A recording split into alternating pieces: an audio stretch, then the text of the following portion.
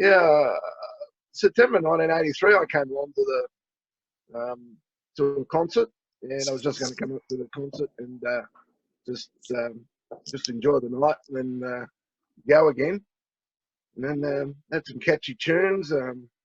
We didn't have the kitchen built on back then when I went out there. They just had the main hall, and they fit about 130 people in the hall that day and that night. And they had some bands going, a few catchy tunes, and they were just boring gospel tunes. They were just sort of like, these are lovely sort of with a beat to it, and saxophone, and that was going. And then at the end, someone talked to me about what the place is all about. And yeah, it said Mark chapter 16, Acts 2, 38. And then I just got to just talk to a few other people in the place, and I got invited to Otto's place for some fellowship after the night, and that's where I met Gary Staples, and he told me about Acts 2. It's the days in the prophet Joel there. Talked about suddenly darkened and the moon into blood, and before the great day of the Lord come. And anyway, all that food for thought. And when I went home, told Mum and Dad, they were a bit worried about me getting connected to some cult. I've just been worried about it for about a month. And then I was at the bowling alley. We had a bowling alley back then, and saw a few of the saints down there. And they said, "Oh, how you going? We've been wondering how you're going." And I thought, oh, that makes all those 130 people. Then I found out I was the 2 or 3 visitors, or 3 or 4 visitors, and I was one of the 3 visitors there. Anyway, I don't know how I got back to going there. I think I came to a meeting, but I thought 2 hours. That's long. Oh, I was padded up for an hour at the Church of England. 2 hours. I thought, oh no, 3 to 5 o'clock in the afternoon. But anyway, I got through it, and then a thunderstorm appeared that afternoon. Boy, that thunder must have hit the 2 gen tower next door, because oh mate, just a bit bang. It was a beautiful sunny day when I got there, and then the storm came. It was a spring storm, and well, that shivered me up a bit, and then I thought, "Oh, get out of here."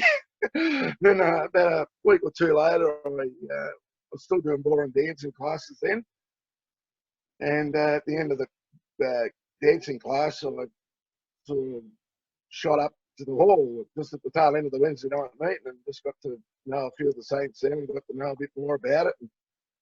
And in the end result, they told me I had to repeat the baptism and receive the Spirit, those 3 things. And I didn't know, I probably knew that I had to do it, but I just didn't want to do it because these people were telling me to do it. I wanted to do it because God wanted me to do it.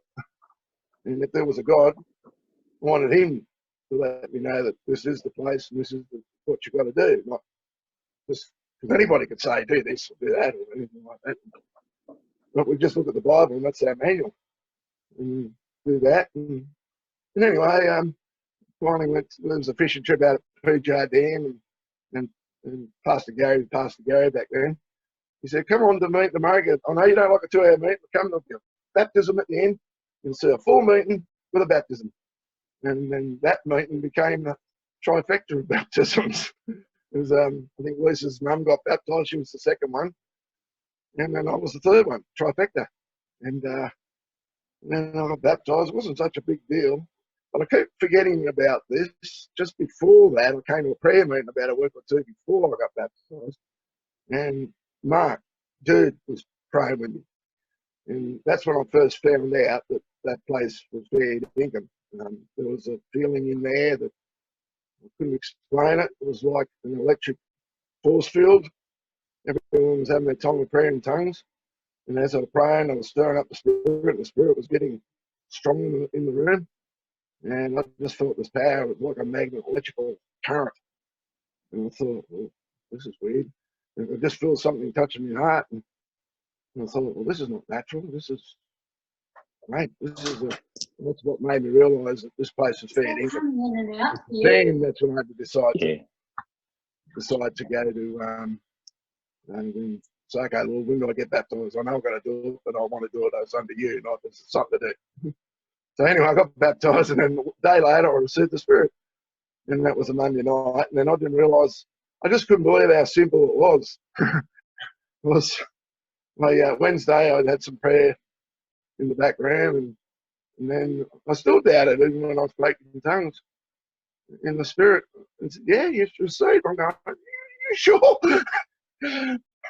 So he said, let's have some more prayer.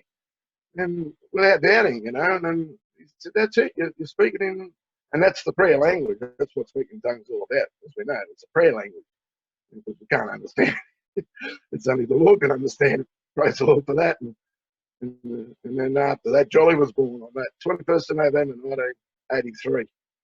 And then 6 weeks later, I went to my first Christmas camp, and seeing all those people, the Barley High, and they packed the whole heap. I think it was about 500 people in that all crammed in there. And just the blessing and the power of the Spirit in there, and everyone all one by one accord, and just building themselves up in the most holy faith, praying in the Holy Ghost. And that's what we're going to do. I just got to keep reminding myself, even after all that time later.